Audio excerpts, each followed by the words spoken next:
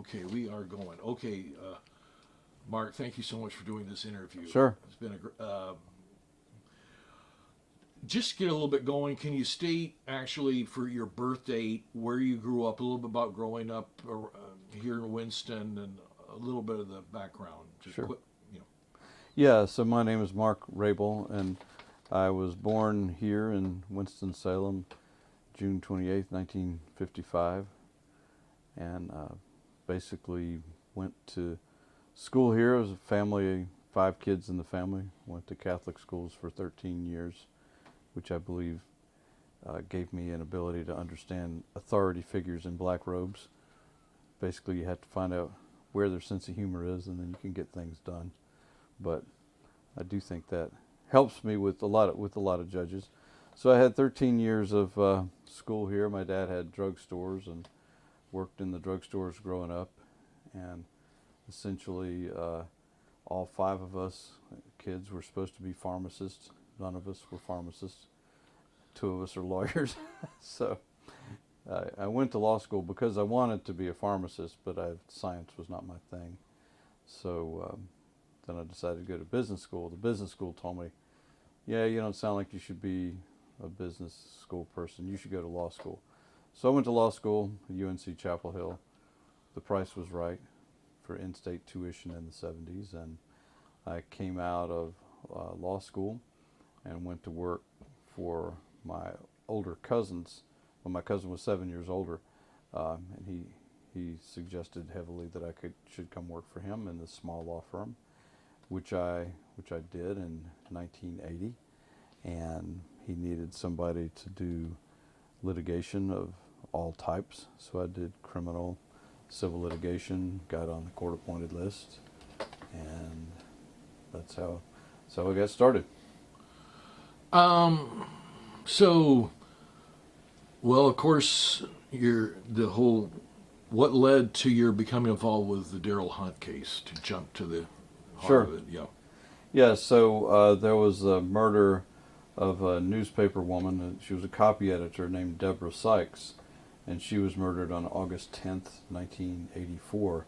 And it was pretty dramatic for Winston-Salem because this was right in the downtown area, just a few blocks from the main businesses, and 1 block over from where the Winston-Salem Journal and the Twin Cities Sentinel had their offices. So, put a lot of fear in people. The indications were that it was a black man or men, and she was a white woman. So in 1980, that stirred up a lot of tension, activated a lot of racist feelings with people, and anyway, one of my partners in the law firm, Gordon Jenkins, was appointed to represent Daryl Hunt, who eventually was charged after about a month, and he asked the judge to appoint me to help him, which was unusual because in those days you didn't have a right to 2 attorneys in a death penalty case. You do now, but not then. But Judge Alexander realized it was a complicated case, so he appointed me to help Gordon. Wow. And so, there's been so much about the Daryl Hunt case. I mean, it's a huge case. And I think for this interview, it'd be important to kind of go through some of the broad strokes of the main things. Can you just go in a little bit about, so the original crime happened in... Yeah, August 10th, 1984. Daryl was charged about a month later. Along the way, there was a lot of evidence that was hidden, but the primary evidence against him at the trial in 1985 was there was a white guy who was a former member of the Ku Klux Klan who testified that as he drove by, he saw Daryl with his arm around Deborah Sykes. There was a black guy who had a fairly lengthy criminal record who went by the name of Johnny Gray, which was not his real name, but he claimed to have seen Daryl on top of Deborah Sykes, beating her, not stabbing her, as she was stabbed multiple times and raped, but he only saw what he claimed was a beating. There was another guy who worked in a hotel up the street who said he claimed Daryl Hunt come in to the hotel with blood on him, but the person he described was very different. he described the person as having a Michael Jackson style jerry curl, which is very different from somebody who always wore a baseball style cap with some braided hair underneath. So very different. And then there was a young girl who was a prostitute that knew Darryl, who eventually claimed that Darryl said that Sammy was the one that killed her and that he was around or something, although she disavowed those statements later. Darryl always maintained his innocence from day one. The physical evidence was contrary to any theory of guilt. So, for example, the rape kit showed that the semen was from a person with type O blood. Darryl had type B blood. There was no fingerprints, no murder weapon found. So it's purely and simply a case of eyewitness identification. So he was convicted at the first trial in 1985. Then we were successful in getting a retrial in 1990, which was moved to a different county up in Catawba County, where Hickory is. Essentially, there was an all-white jury at that time. It was not a death penalty case by then because we had saved his life the first time around. So he went to trial there, and the case just got worse because another witness or witnesses were allegedly found who said that they saw Darryl at the scene. So he was convicted yet again and sentenced to life. During that period of time, the DAs and the special prosecutor appointed in the case had offered basically time served if Darryl would plead guilty to lesser offenses, and he turned that down because of his innocence, basically. I thought he should have taken the plea because I didn't think he'd get a fair trial, but it was totally up to Darryl. So we kept working on the case after that conviction, and about 10 years from the actual murder went by. In 1994, we were able to get DNA testing done on the semen sample from the rape kit, and it showed that it was not Darryl. It was also not Sammy Mitchell, who had also been charged but never tried in the case. It was also not Johnny Gray, who was a guy that we thought must have been involved in it. He was a state's witness. And so we thought it was a shoo-in for a new trial because of the DNA that showed it was not him. And at the first trial, the state claimed that it was a one perpetrator case, and this excluded him. At the second trial, they said it was a conglomeration of Darryl, Sammy, and Johnny Gray. Well, the DNA cleared all three of those. So it seemed like we should have gotten a new trial, but the judge said, well, he still could have been a lookout or something.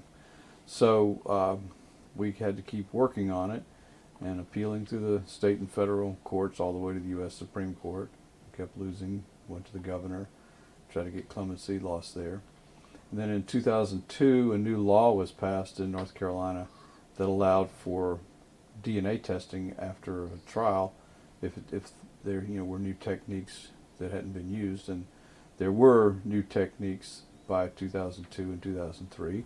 So we made another motion for DNA testing to have things go through the state and federal databases, and the judge allowed that, and eventually they were able to identify the real guy, whose name is Willard Brown, as the perpetrator, as the killer and the rapist, and he ended up pleading guilty and being sentenced to life, and Darryl was eventually let out on Christmas Eve of 2003. Wow. You know, I recently interviewed Phoebe Zerwick and read her book and read her articles back in 2002 when she wrote them, and and then of course I saw the great documentary about Trials of Darryl Hunt, and when I ask, in other words, so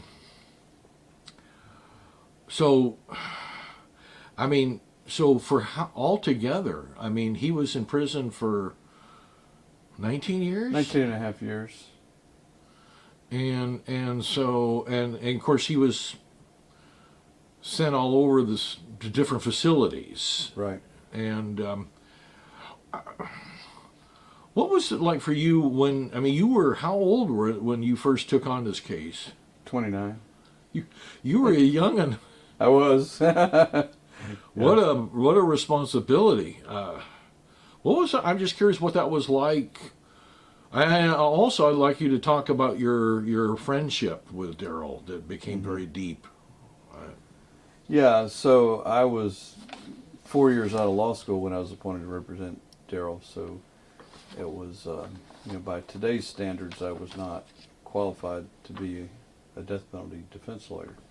Now you have to have at least 5 years and have participated in other murder trials. So it was a lot of pressure. The death penalty had only recently been reinstated in North Carolina. There had only been a few death penalty trials by the mid 1980s.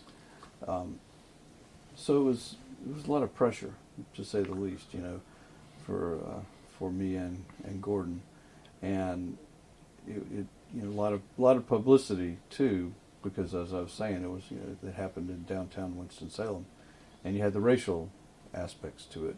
A lot of pressure on the police, a lot of pressure on the district attorney, and so when that kind of pressure happens, there's a lot of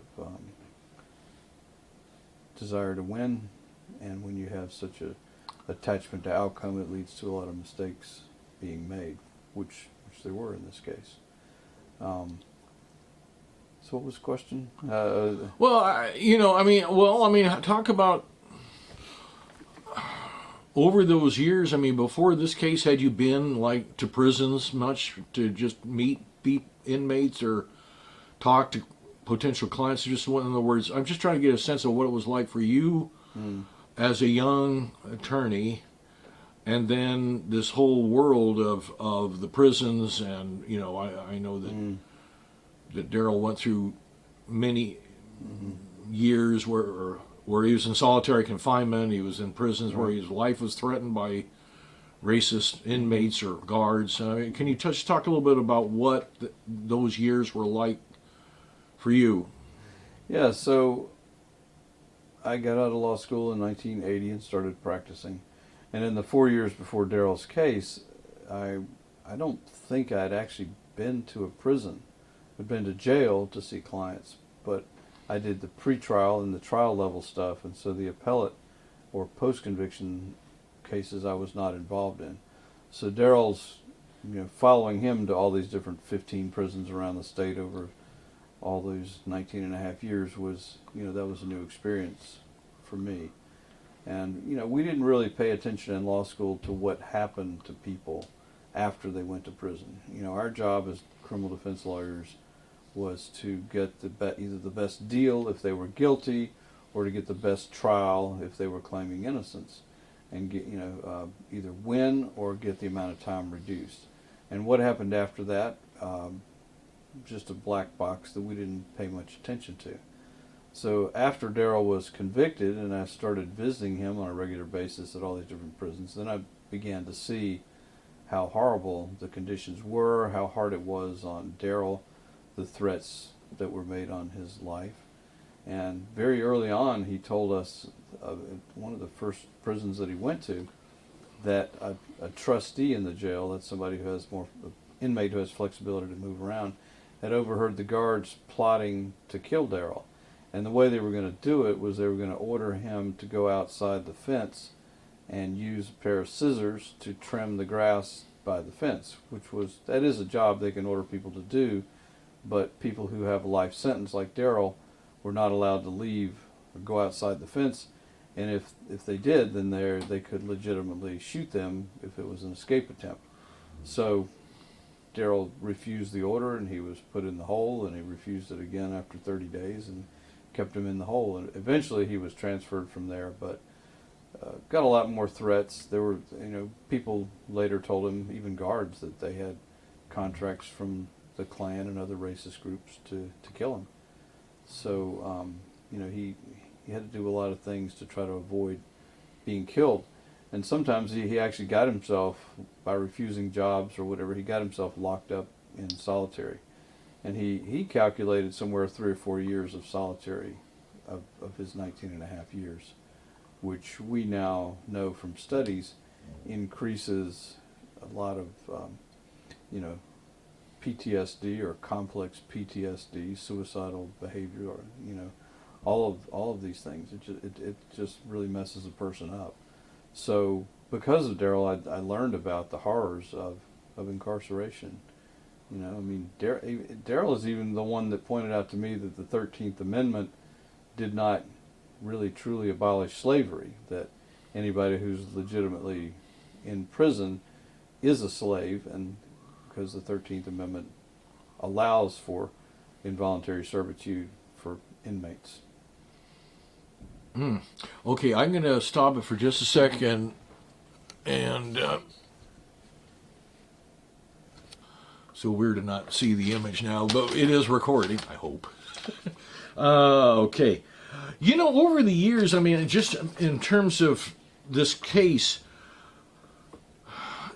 talk about how the community, people like Larry Little, Reverend Mendez, this became a very important case for the people of Winston and beyond that represented, once again, racism in action. I mean, you know, in terms of, I mean, if we go back to that period, mid 80s, I don't know, it was long before I came here, what it was like to, on a racial level, that like when Daryl Hunt was arrested, that the N-word, everything was more blatant than we might want to think.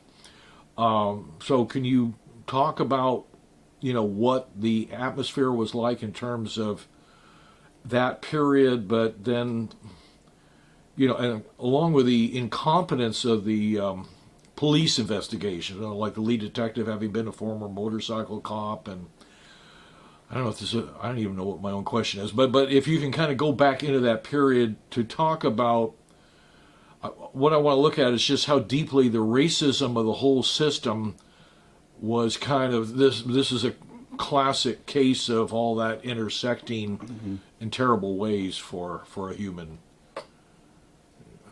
Yeah, so at the time, 1984, when Deborah Sykes was killed, August of 1984, Winston-Salem was still a fairly segregated community. And right on the edge of downtown, there's an interstate called Highway 52, which was part of the projects back in the day when the government would put in highways, and they would be intentionally designed to block black from white. Because in the 80s, we didn't have much of a Latino population, so it was black and white.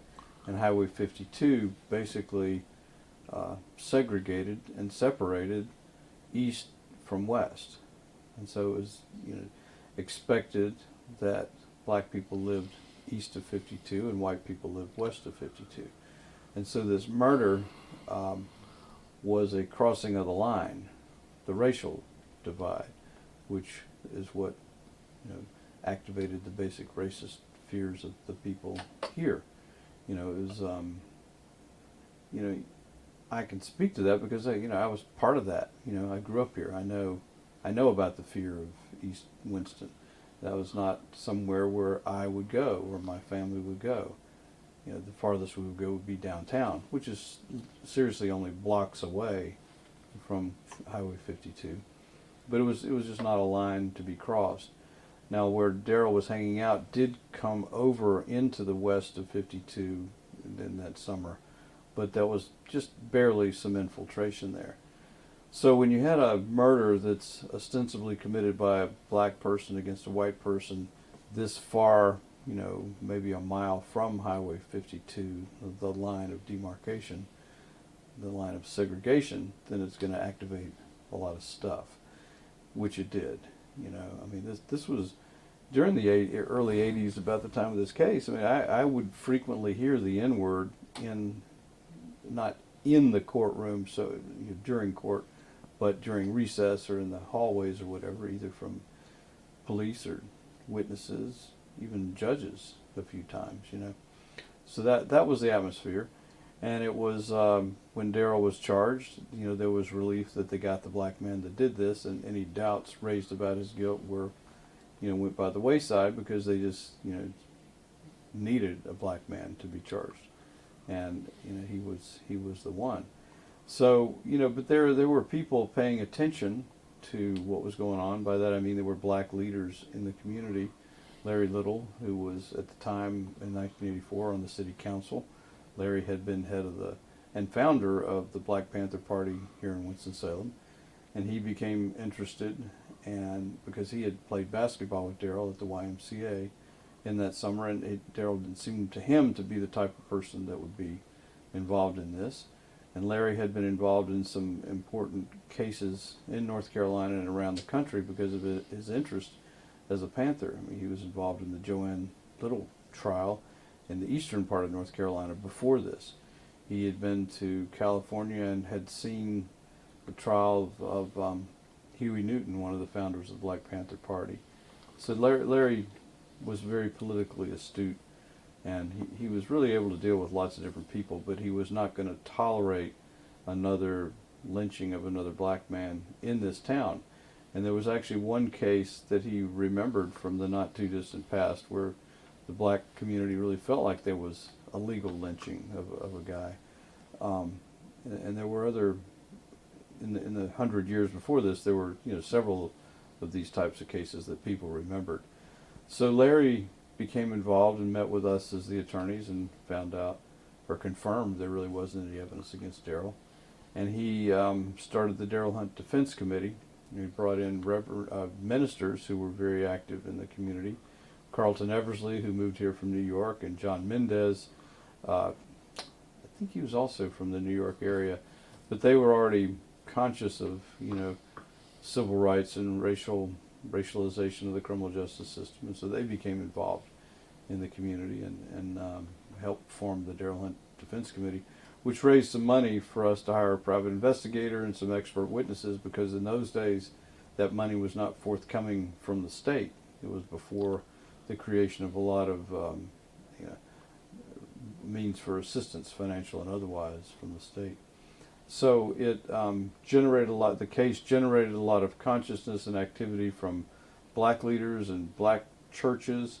Not so much in the white community. We're really not really at all in the white community at that time. Not in the first 10 years of the case, and a lot of resentment by the white people. A lot of questioning of, how could Gordon and I defend that black guy for this case? That sort of thing. Wow. So, yeah, it's hard. I mean, this case really went on for, what? I mean, almost 20 years, yeah. I mean, the actual case itself, and then the aftermath of Darrell's life after he was cleared, so which is all tied in to the case itself, what it actually did to him.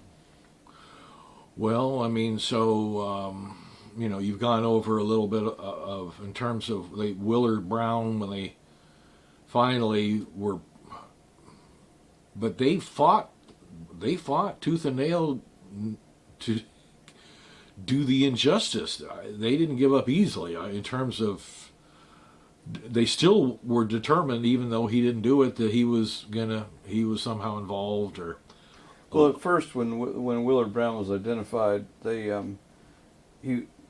did bring Willard in and offered a deal to Willard Brown. Okay, hold on, I just moved. Yeah, I'm going to stop it for a second, then I can wait. Well, hold on a sec. Okay, yes. So we were talking about Willard Brown, and right around the period, let me just check one more time, where he finally got exonerated. Yeah, so Willard, so that even with the DNA that cleared Darrell in '94 and the DNA that pointed to Willard Brown or identified Willard Brown in 2003, there was still resistance by the DA. It was just really very hard for them to believe. And so at first they were like, okay, Darrell was involved with Willard Brown.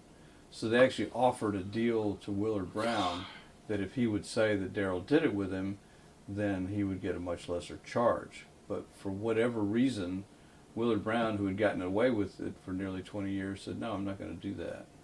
I'm not going to take that deal. And I'm not going to say that Darrell Hunt did it with me. That's rather amazing. Yeah, I mean, I know that from talking to the public defender who represented Willard Brown, who was in on the meetings when they offered that. course, now Willard Brown also raped several women Right. after Deborah Sykes. Right. He's never been charged or convicted of them, but he was identified by Regina Lane as someone who attacked and raped her and kidnapped her in February of 1985. And Regina Lane she came to the conclusion that they probably had the wrong person in the Deborah Sykes case, because there were so many similarities to her attack with Deborah Sykes, that right down to where the stab wounds were on her, and where in the location. It was like a block away. There were also 2 other rapes at the same place where Deborah Sykes was murdered, and Willard Brown was out of prison and available to do those, and seems like he may have committed those. So he probably committed at least 3 or 4 other rapes in the same area. Wow.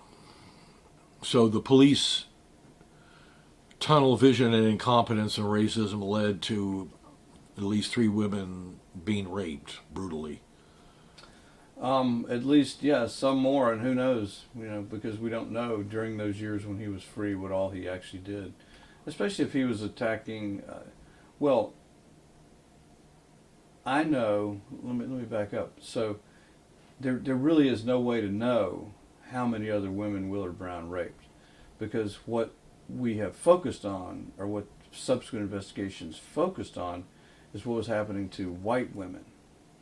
There were, as the committee that investigated this case identified but didn't put in their report, there were a number of unsolved rapes of black women in Winston-Salem during the same period of time that could have easily been Willard Brown, maybe not, but if somebody's a serial rapist, they probably just don't stop at 2. And so what we've paid attention to in subsequent years were the white victims, not all of the victims. Yeah. Well, it just seems like race permeates every aspect of, like what you just said, this case and many other cases. So as you worked, over the years of working this case, how did this change your attitudes? I mean, I guess when you went through law school, did you have a fairly idealistic viewpoint about the law and justice, or how much justice was actually happening?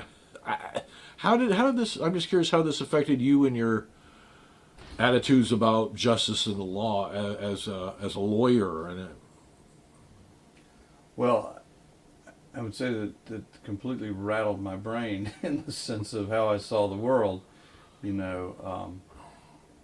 I grew up with a consciousness that there was racism, that there was a divide, and that people in this town were treated differently based on race. In fact, I treated people differently because that's how I grew up. When I worked in my dad's drugstores, there were a lot of black people that worked for him, and they were treated a different way than the white people. Black customers were treated differently. I never regarded myself as a racist, but in retrospect, I can see where it was. I treated people differently based on race, and I saw the world as a white person, even though my dad's parents were born in Lebanon, and so I'm like half Lebanese, which kind of makes me only sort of half white in an American sort of sense. I mean, there were cases in the 100 or so years ago where courts had to decide, were Lebanese people, Syrian people, were they colored or were they white? And the cases went both ways. And for my family history in Halifax County, eastern North Carolina, the school board voted that the Rabil family was white, so they went to the white school.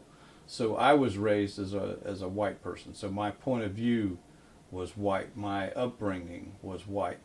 Of course, my mother was a white person born here.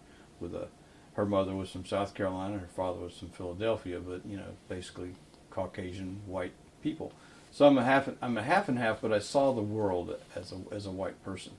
And my decades of work with Daryl's case, 3 decades or more while he was alive, and then in the 6 years since he died, I have changed the way that I see the world completely. It was as if you know, um, finding out that the stories that I was taught to believe and the stories upon which I based my life were not real. And so what I have dedicated my life to now is running the Innocence Clinic at Wake Forest Law School, which I feel very fortunate to have this privilege, you know, to be here with, supported by this institution, so that I can teach all these white kids primarily that come through here, you know, about race and bias and seeing through the stories, you know, because in many ways what I've come to believe, based on 42 years of being a lawyer, is that the law is nothing but a story told by the people in power. And here we are today, is what, November the 1st, 2022. Yesterday, I was listening to the oral arguments in the Harvard case on affirmative action. And when I listened to some of the justices on the Supreme Court who want to believe that color-blind policies are the way to go, then I can see that we have really made zero progress. And that's one I would call symptom of how we haven't made really a lot of progress. Because as long as people are on the United States Supreme Court talking about color blindness and proceeding as if there is no race, then I see we haven't generally learned anything. A lot of people have learned a lot about race, and that it's something that can't be ignored, because race is not just what happens on an individual level. Race is what permeates the criminal justice systems. Race is what created the incarceration system. Race and slavery are what created the police forces in the United States of America. I mean, everything is based on race. So to profess that we need to have a color blindness to determine who gets in school is, you know, really counterproductive, anti-reality, and ridiculous. A second symptom of what I see in the criminal justice systems and in the courts, and especially with a lot of prosecutors, is in the work that I do with the Innocence Clinic. Cases are defended that are really old, 30, 40 years old, that are clearly permeated by race. People would not have been convicted but for racial bias, either in the decision to charge, in the all-white juries, or mostly all-white juries, eyewitness identifications, all of the things that we have seen.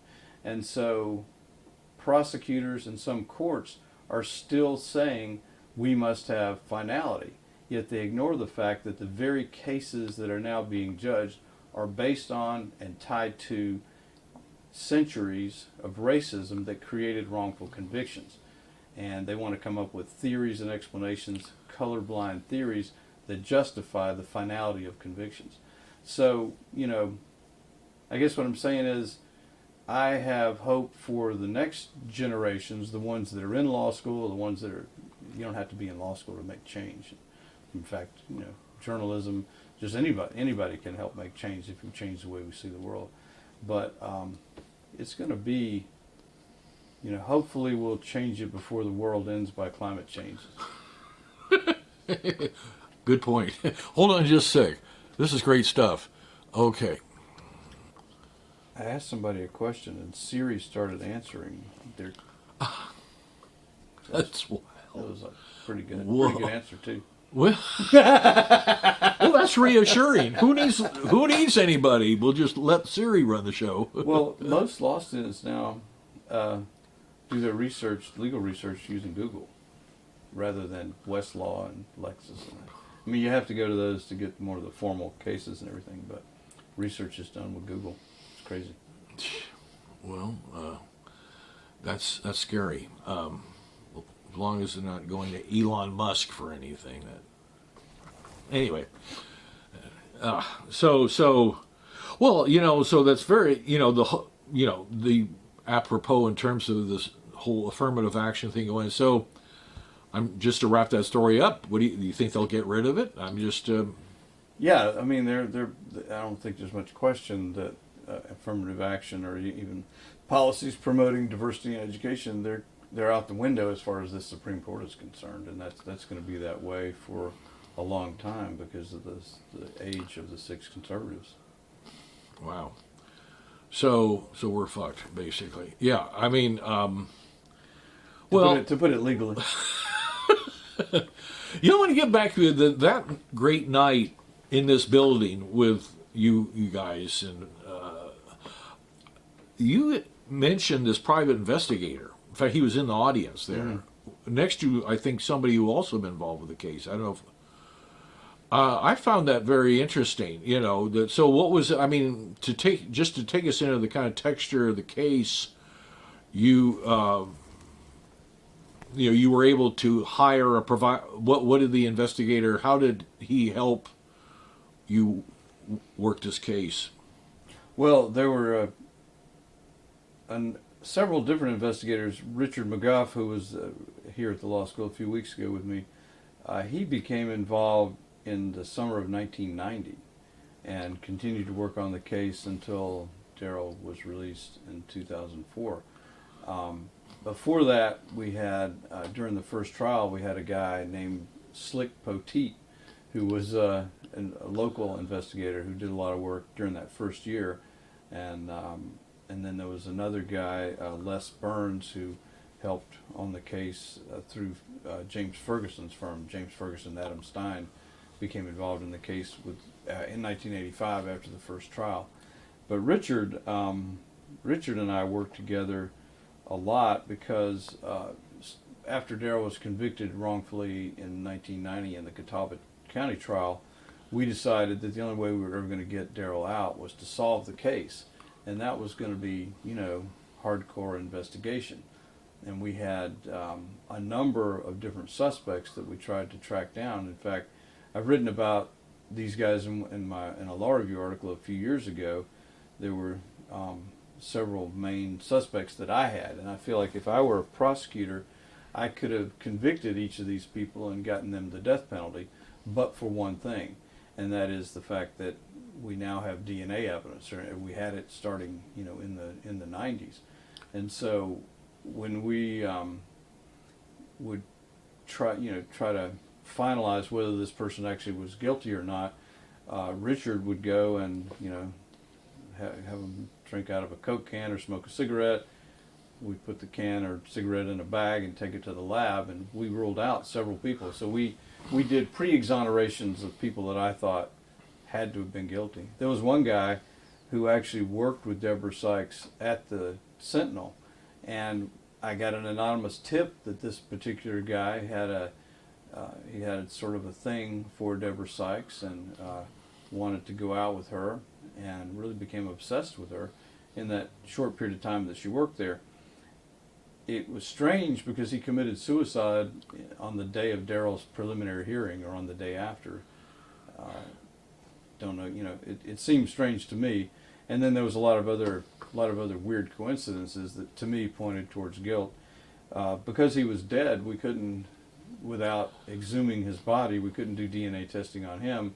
So for several years, Richard and I would try to locate the son of this guy to do reverse DNA testing. And we never were successful with that. And then one day, Larry Little called because he had the son of this suspect in his office because he was playing football at Winston-Salem State. And so Larry talked him into coming to my office, and then we took him to LabCorp. They did swabs, may have been actually blood testing, to determine whether his father was the murderer, because there was family information that corroborated guilt. And I don't really want to spread that guy's name, because he turned out to be innocent.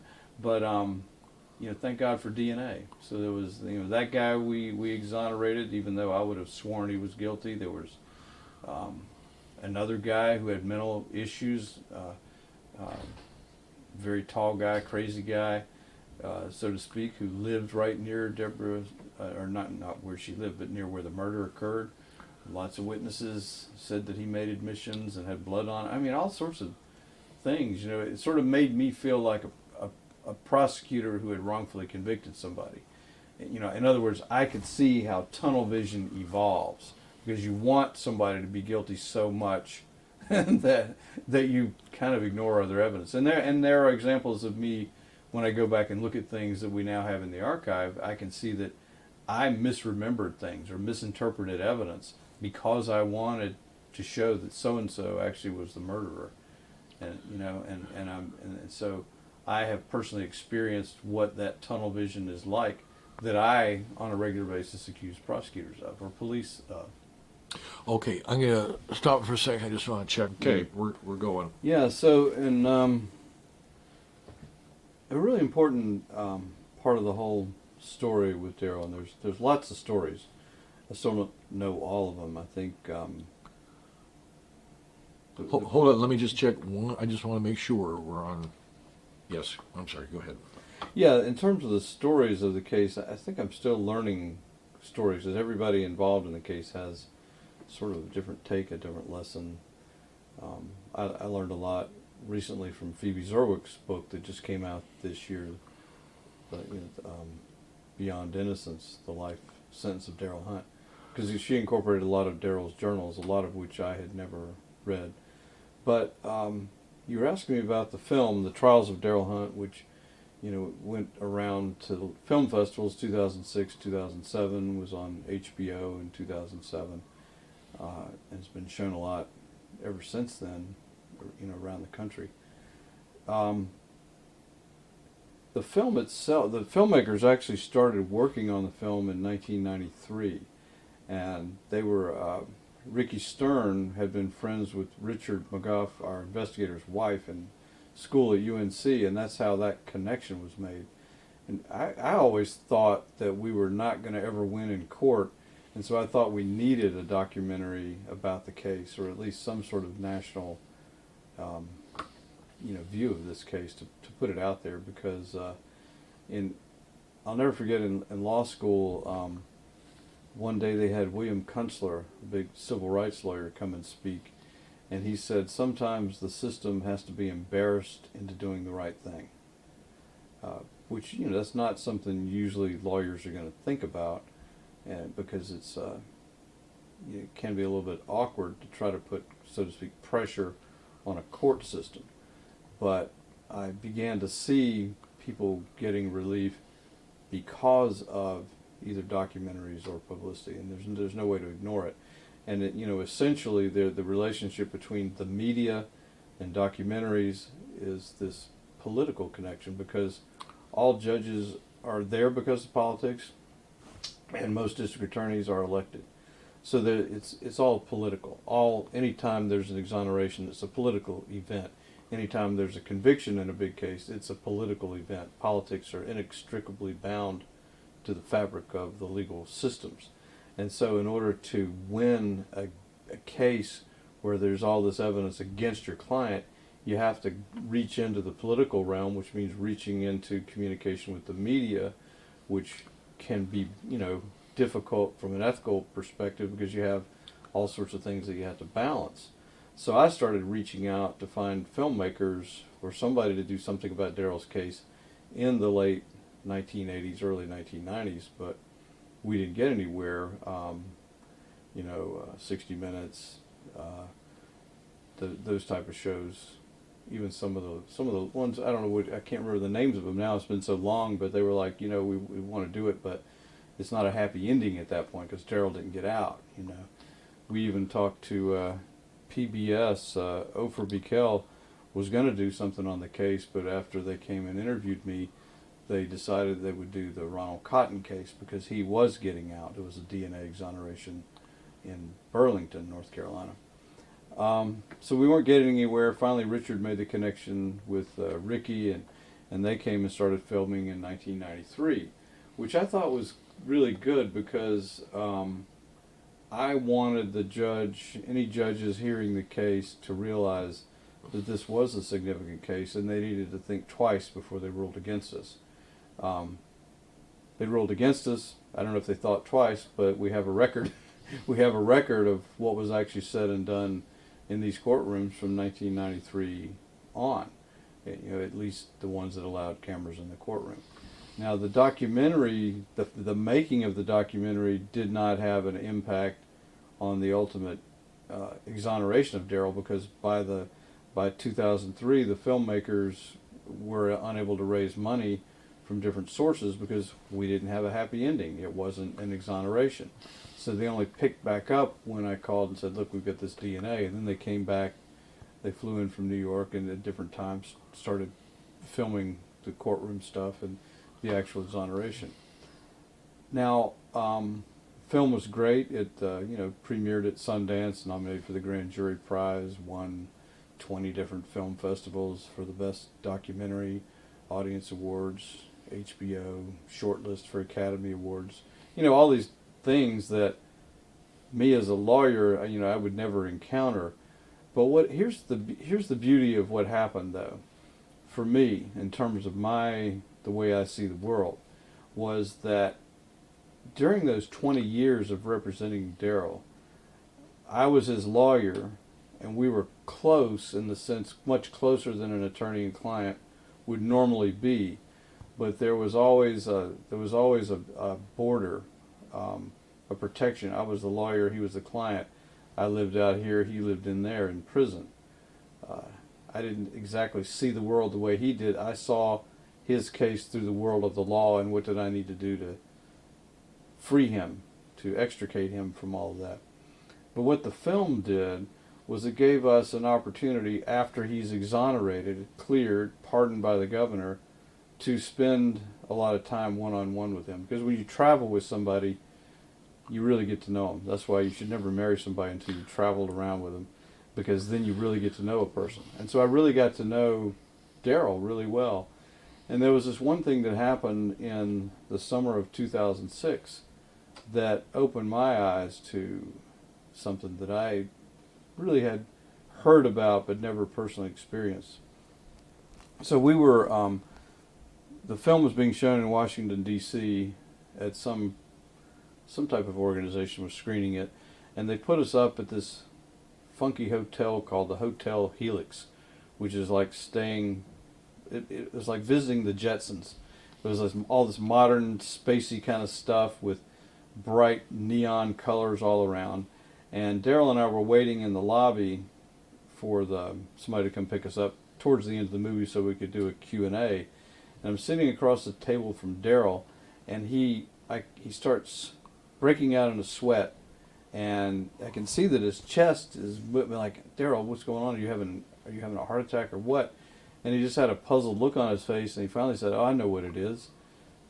He said they had this weird sort of lights with one of those, like a disco thing that circles around and different colors would flash, red, green, yellow, and there was a lime green that would flash, and that activated a post-traumatic stress disorder episode in Daryl. And here's what happened. What triggered him was that on September 13th, 1984, when he was charged in this case, in the Deborah Sykes murder, the media was notified to be at the warrant office in the basement of the Hall of Justice, and they could see the person charged with the murder of Deborah Sykes. So here's this 19-year-old black kid dragged into this area. He's in a cage, literally like, a fence in your backyard, except for it's a fence above and all around him. And he's just standing there, so the cameras can take pictures of him and reporters can try to yell questions at him.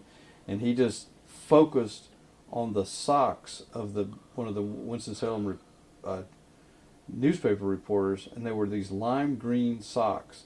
It was the same color as this flashing light that activated a PTSD episode 22 years later. And so that's when I began to really see and really understand from personally experiencing with Daryl, being right there with him, what this did. And from then on, I would see other things like lime green signs on the side of the road, like Department of Corrections. It's the same green, same green. And so I began to really start paying attention to that. I mean, it's just not something that we train lawyers about. We've only recently started paying attention to that in law school. We actually had a whole symposium on secondary trauma here a couple of years ago. And we talk about it a lot and try to educate people about trauma-informed lawyering. But if it wasn't for that, if it wasn't for the film and me spending time with Daryl as a person, and then really more as a friend, a really close friend, I would not have known about trauma, much less the type of trauma that he experienced. And when he died, I learned even more about.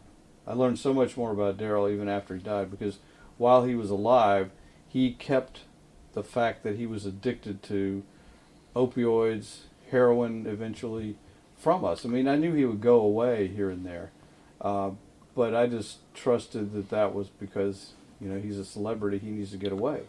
And so it wasn't really until after he died that all of the stuff about the drugs came out.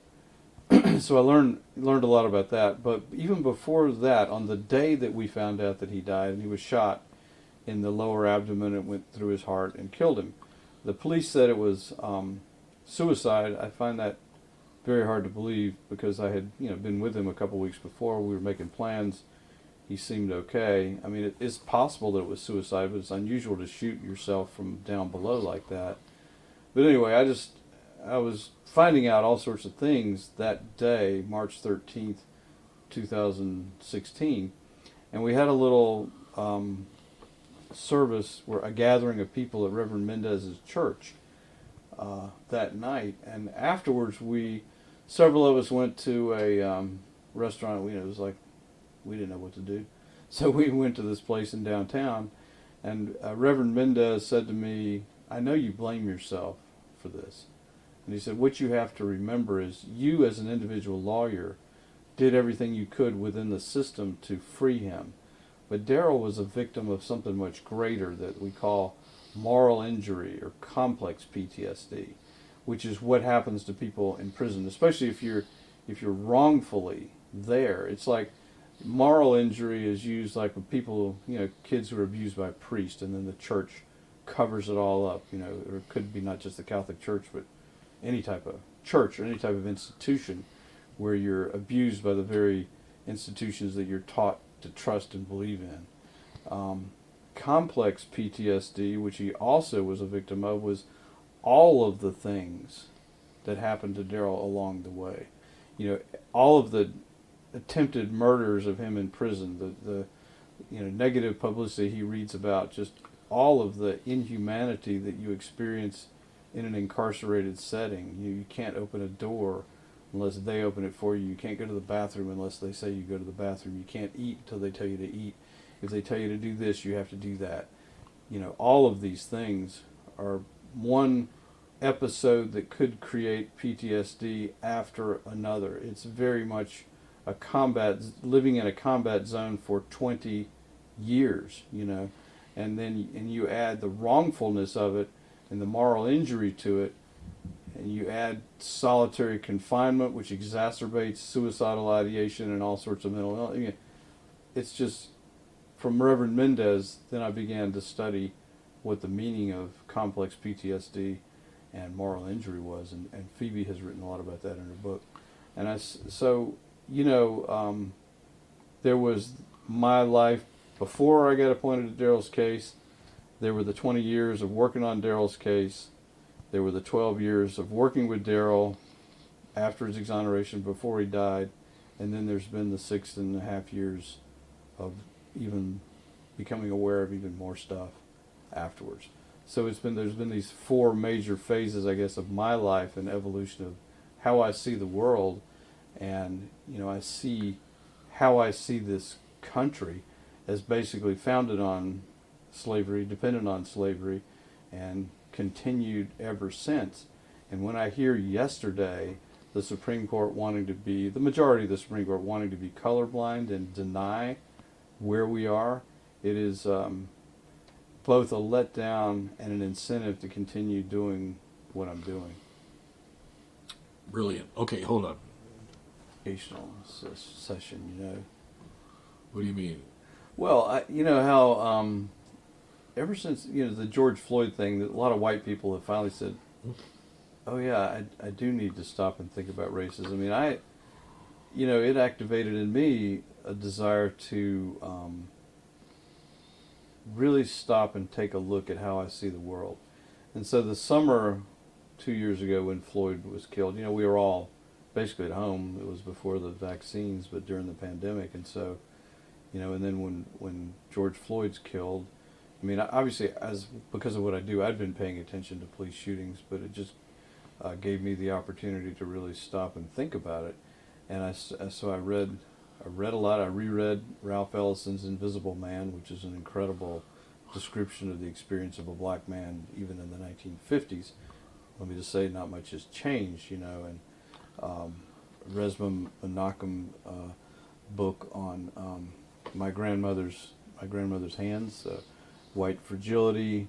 Rhonda McGee's, she's a law professor. She's written about mindfulness and race, and so I really spent a lot of time trying to come to grips with how I see the world through, I guess I would call it white eyes, privileged eyes, and which is very different from, say, somebody who is a minority or who is, raised and grows up as a minority, or especially somebody in poverty. But I think probably anybody of a different color in the United States of America.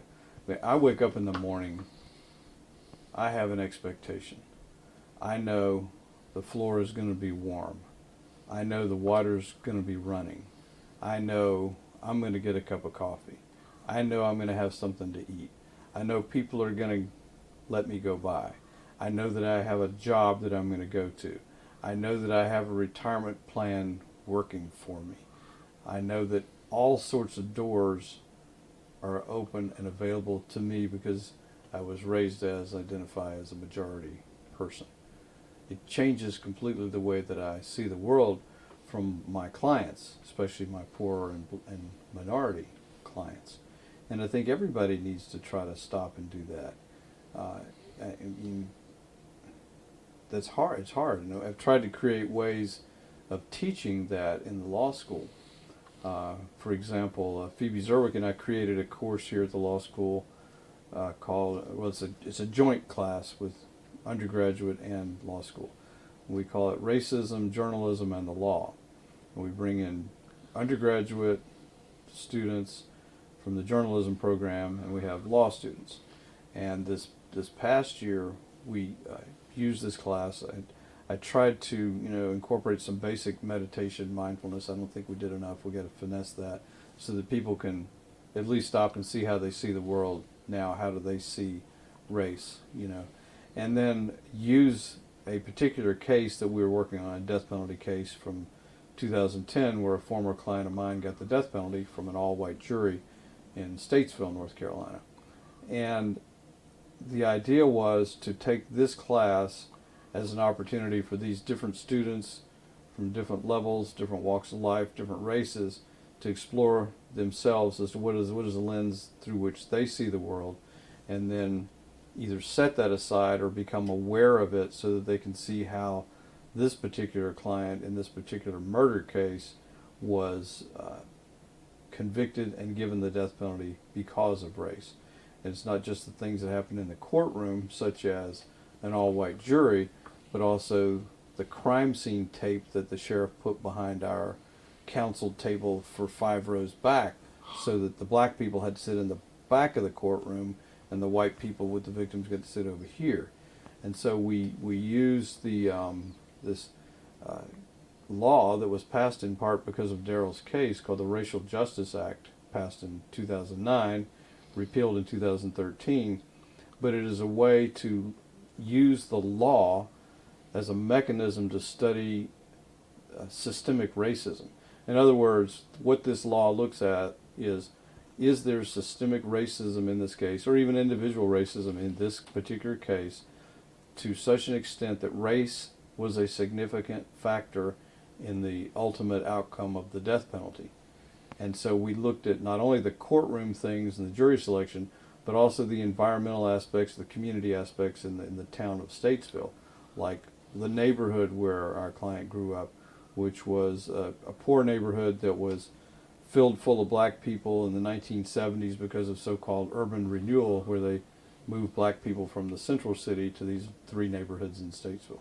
That neighborhood itself, mostly black, was surrounded by 3 environmental Superfund sites because of pollution in the area, all the factories. So what did that do? Well, what happens there is in the psyche of the people on the jury and in the voters in Iredell County, there is built-in segregation, and there is devaluation of the people that live in that neighborhood and higher valuation of the white people. This murder in a convenience store happened in a white section of town. And the DA literally told me that they would not offer life because people from that part of town shouldn't come up here and kill people in this part of town. I mean, I don't know how much more overt you can get. So we studied things like that, monuments, Confederate flags, all of the things in a community that contribute to the political atmosphere that cause a district attorney, a prosecutor, to pursue the death penalty. And in this particular case, it was pretty clear that politics was the reason he got the death penalty, because when the candidates were campaigning to win this district attorney seat, this case was an issue. Who could best get Andrew the death penalty? I mean, so, I think the students began to see a lot, of systemic racism from that. So I'd like to do more of that, where we incorporate, some mindfulness techniques where you literally try to slow down the processes of your own mind to look at the systems moving all around you that create the results in the courtroom. Because a courtroom is not an incubator. A courtroom is an open cage that all of the polluted air from the system blows in and infects everybody in there. It is a reflection. I mean, it just reminds me of like the very beginning of Invisible Man, when Ralph Ellison talks about what people see is the reflection. It's like, I am a man encased in mirrors, and what you see is reflected. It's like my insides are never seen because of race. So that we go back to the early 1950s for this description, and I don't think we've gotten that far based on what I heard in the Supreme Court yesterday, and based on what I hear from a lot of people. Is that I'm colorblind. I don't see race. Well, that means you are literally blind. Because if you don't see race, you don't see America, because that is America. That is how we built this country, on the backs of slaves, whether literally or figuratively. But even now, the disparities in capital and opportunities is just blatantly there. And so I feel like my job is to help the young students see that, to put things into practice, so that we don't have any more Daryl Hunts, so we don't have any more so we end the need for an innocence clinic. We probably won't. Innocent people will always be convicted, but maybe it won't be as racialized as it once was. That's brilliant. Okay, I'm gonna. I'm sorry, I'm making the interview go a lot longer, aren't I? Oh no! We're gonna. Okay, so, well, I mean, this thing about the race thing and CRT and this denial of our of the truth, and which is one reason that I think doing these interviews is very important. Mm-hmm. Whoever sees them, they're recorded, and our whole thing are finding people. I mean, you're a well-known person, but we all, I don't know if you know Linda Sutton. She's an African-American activist here in town about getting people to register. She's part of the Moral Monday movement, along with Reverend Mendez, which right. My wife and I were there and pretty involved with that whole thing. And, I just think we have to tell these stories, and, it's very important. We want to do a book based on these interviews, which would be a la Studs Terkel. That'd be the main way, edited transcripts where we can present right. 20, 30 people or whatever. Mm-hmm. We also like people. I like to interview your private investigators. I think that's the kind of story. He helped however you want to call it, the human rights movement, civil rights movement. What he did, which we would never think of. We always think of ministers and lawyers. We've interviewed, I don't know if you know Jasper Brown. Yeah, I mean, because every case he dealt with and you'll see him when I send you the link, which I'll do today of Union Time. Great, yeah. Every case he did as an LRB attorney was racist right in the middle of it. Mm-hmm. They divide the black workers and the white workers, and as they did at Smithfield. So, well, it's an interesting segue, because I didn't get into it, but you had asked me about some of the laws that were passed because of Daryl's exoneration, and there were several.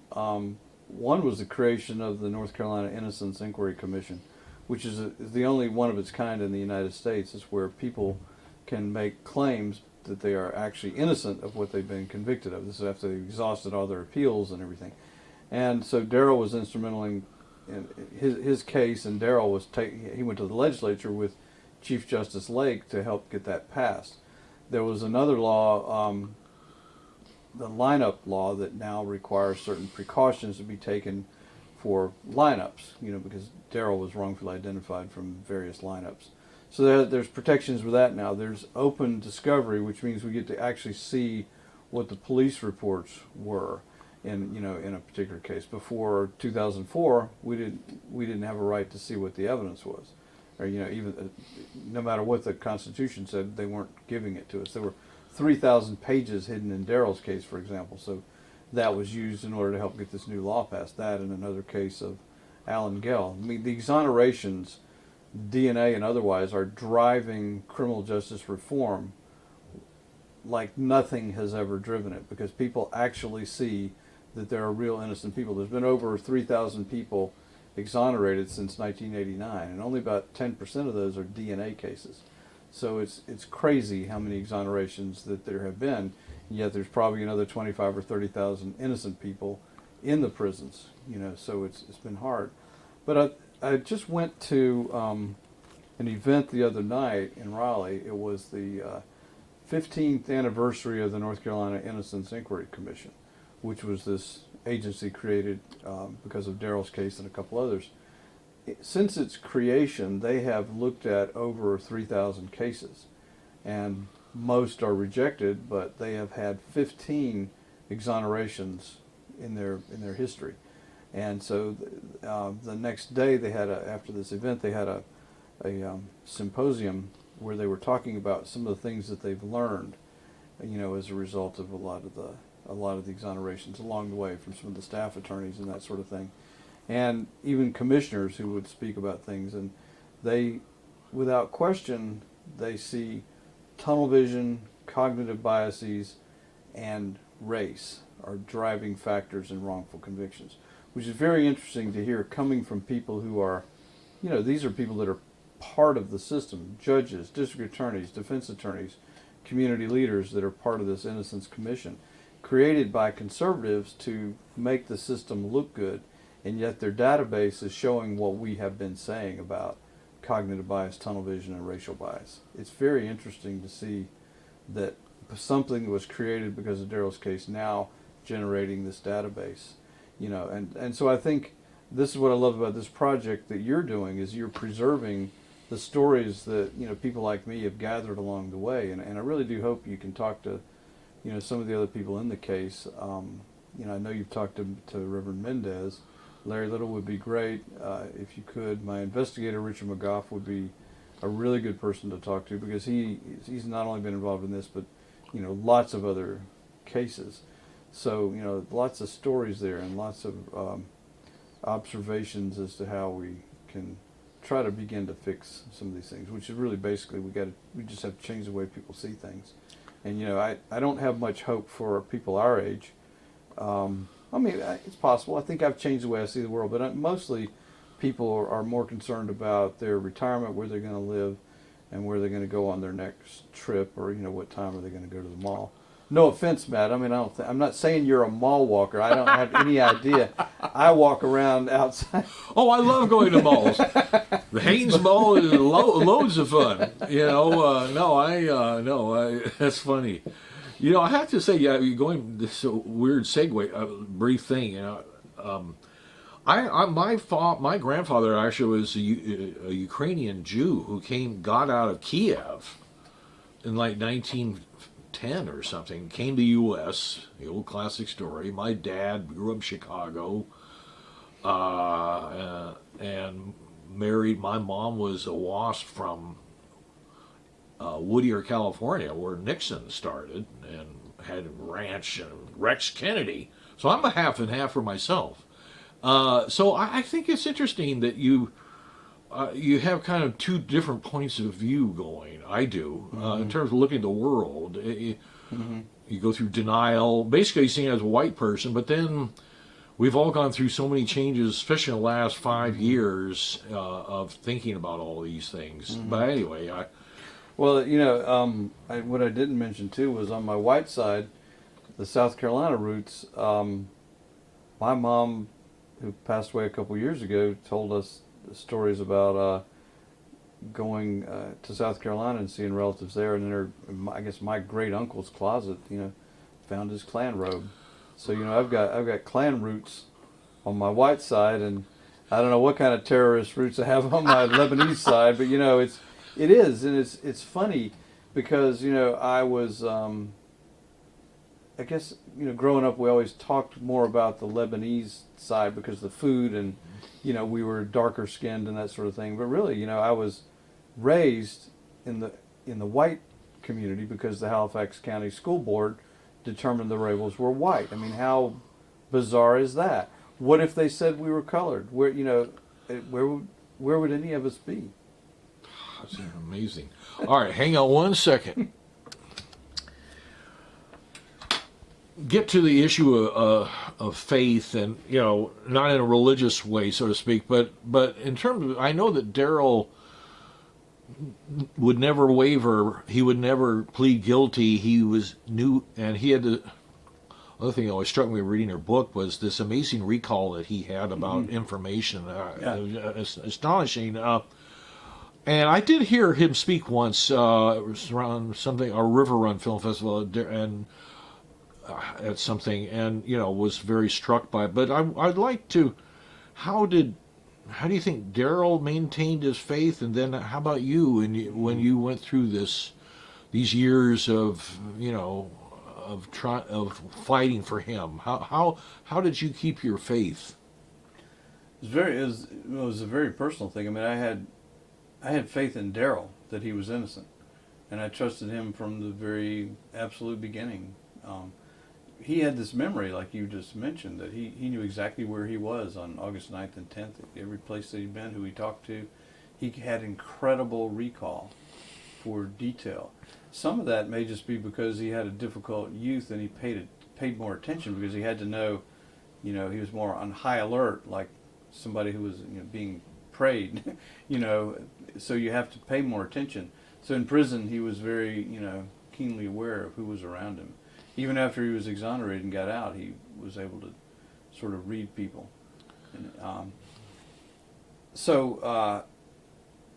just Daryl's charisma is what most of us on the team had faith in.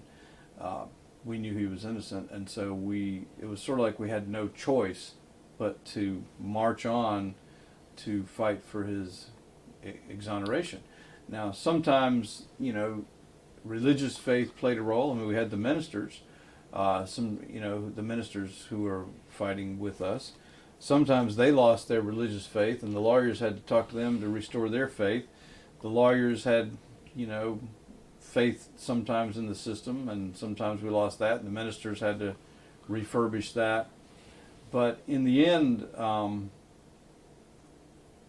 it really it very much came down to this individual person, Daryl Hunt, who we all believed in and admired.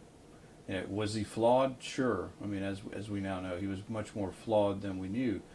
But boy, could he speak to people based on who they were. I saw him speak to second and third graders, and he knew not to talk about the horrors of his case. He could just talk about what second and third graders wanted to hear about it. You know, has somebody ever accused you of something you didn't do, and you know, what'd you do about it? You know, all the way to, you know, conferences of judges and ministers and lawyers and students. You know, he could speak at every different level.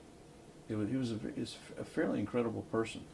I have learned too, and as I tell my students, I do not want you to have faith in the legal system, because it is a system of individuals. You have to have faith in how you see the world and how you challenge the system. But if you have faith that the system is just going to automatically do the right thing, I want you to resign your position and turn in your law license. Hang on just one sec. So to wrap it up for you, now you've got this wonderful project, the Innocence Project. What's it called? Wake Forest Innocence and Justice Clinic. So that you continue your fight. So you're on a mission. This is a mission to fight for justice. I mean, that sounds.